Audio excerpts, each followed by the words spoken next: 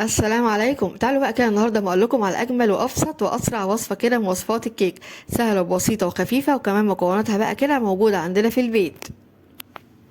وصفه بقى هايله كده للمبتدئين، وكمان مناسبه جدا لما يكون عندك مناسبه وعايزه تعملي حاجه تكون سهله وسريعه، وفي نفس الوقت بقى يكون شكلها وطعمها حلو جدا.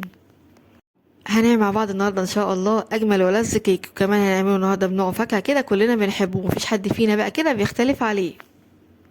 تعالوا بقى بينا نبدأ بالفيديو الجميل النهاردة علشان نشوف المكونات وكمان طريقة التحضير. بس قبل أي شيء بقى ما ننساش نحط اللايك الجميل للفيديو، وكمان الشير ومشاركة لكل حبايبنا، والاشتراك في القناة ولسه مش مشتركين، وتفعيل زر الجرس علشان يوصل لكم الإشعار بكل الوصفات الجديدة. تعالوا بينا نبدأ.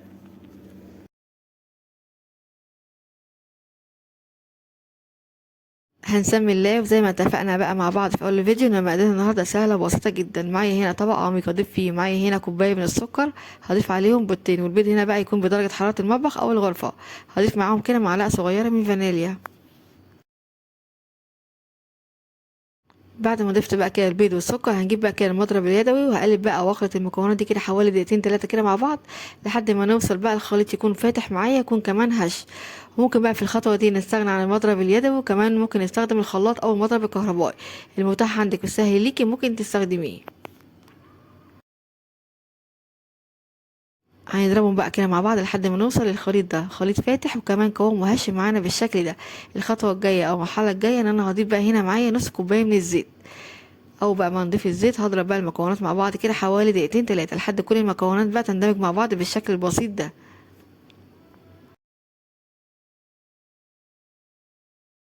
بعد كده هبدأ اضيف معاهم رشة بسيطة قوي كده من الملح، وكمان معلقة كده كبيرة من الخل. الخل هنا فايدته بيضيع زفارة البيض تماما، وكمان بيخلي الكيك بتاعي كده هش جدا.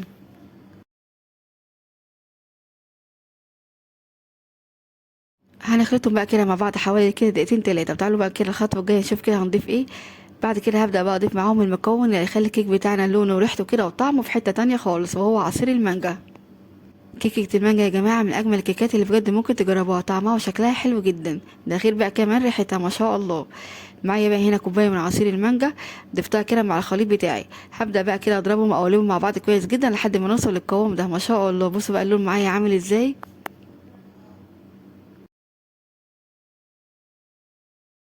هبدأ أضيف بقى عليهم معايا هنا معلقة كبيرة من بيكنج باودر، وكمان معايا معلقتين كبار من النشا. هقلب بقى المكونات مع بعض كويس بالشكل البسيط ده.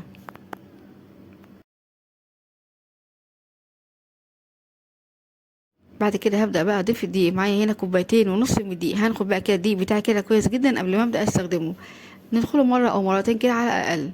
او بقى ما نضيف الدقيق هقلب بقى المكونات مع بعض كويس جدا بالشكل البسيط ده.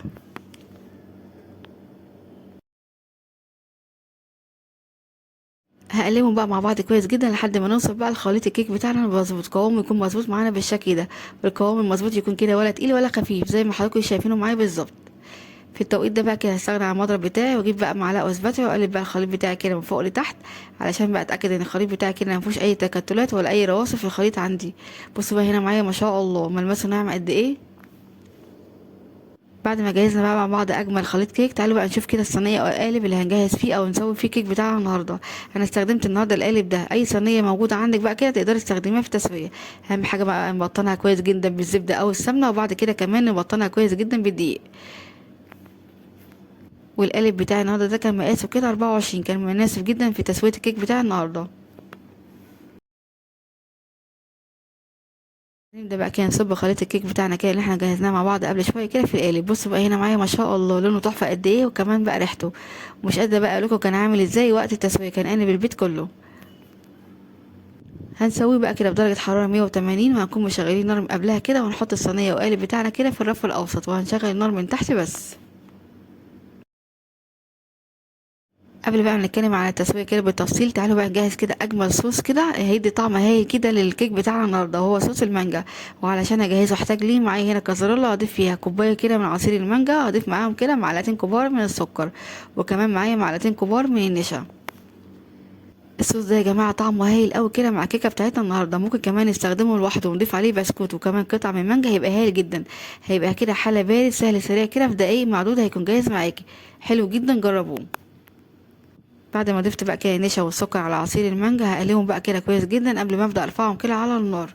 مجرد بقى ما نرفع الخليط الجميل بتاعنا كده على النار ويبدا يغلي معايا يقوم ويتقل هنطفي عليه النار، وده هيكون معايا شكله. وطبعا لازم نقلب فيه بقى كده تقليب مستمر علشان الخليط بقى كده ما يكلكعش معانا.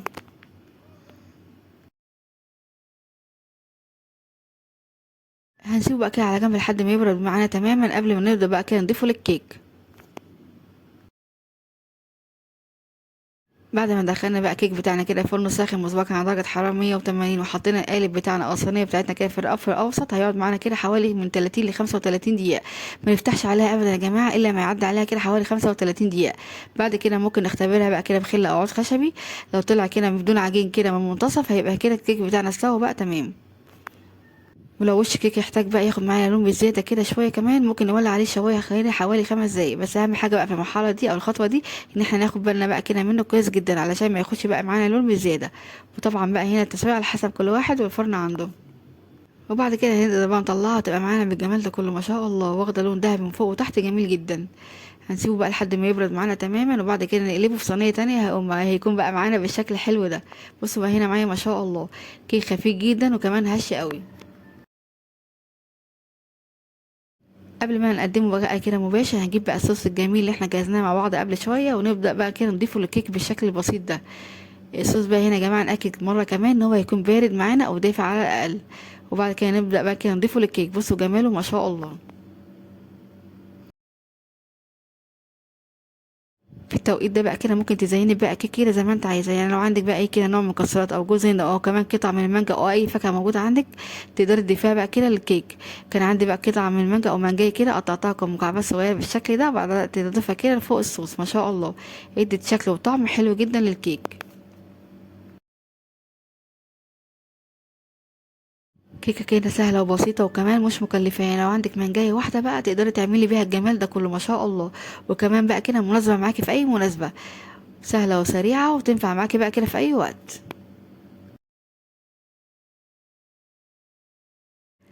من اجمل الكيكات يا جماعه اللي بجد ممكن تجربوها، طعمها حلو جدا وكمان مختلف، يعني جديده بقى كده في شكلها وكمان في طعمها.